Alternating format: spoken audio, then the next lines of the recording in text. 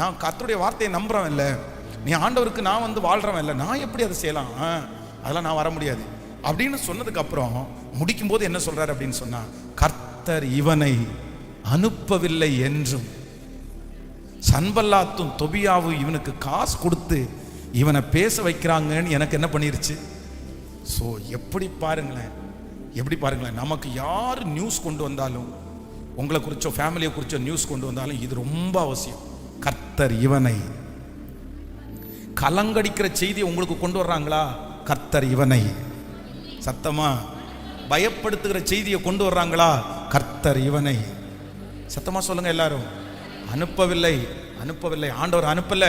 அந்த மாதிரி செய்தினால யாராவது உடஞ்சு போய் இந்த ஜெபத்தில் அட்டன் பண்ணிட்டு இருக்கீங்களா? கர்த்தர் அனுப்பல. ஆண்டவர் அனுப்புனா எப்படி அனுப்புவார்னு உங்களுக்கு தெரியும். ஆண்டவர் வித்தியாசமாய், வெற்றியாய், சந்தோஷமாய் உங்களை தட்டி தூக்கி விடுறது மாதிரி, உங்களை பலப்படுத்துறது மாதிரி, உங்களை அப்படிதான் ஆண்டவர் அனுப்புவார். உங்களுக்கு தைரியம் சொல்லுகிறத கர்த்தர் அனுப்புவார். அல்லேலூயா. அதனால ஆண்டவரே, ரெண்டாவது எனக்கு ஒரு கிருபை தாங்க. யாரு ஒரு செய்தியை கொண்டு வந்தாலும் உடனே எனக்கு ஒரு அபிஷேகம் வேணும்.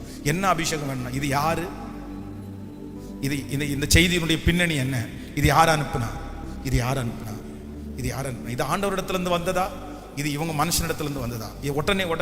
உடனே இதை யோசிச்சிங்கன்னா உங்க குடும்பத்துல வரும் பாருங்க ஒரு சமாதானம், அவ்வளவு சமாதானமா இருக்கு. ஹல்லேலூயா. ஜெபிக்கலாம் இந்த ரெண்டாவது காரியத்திற்காக. ஆண்டவரே,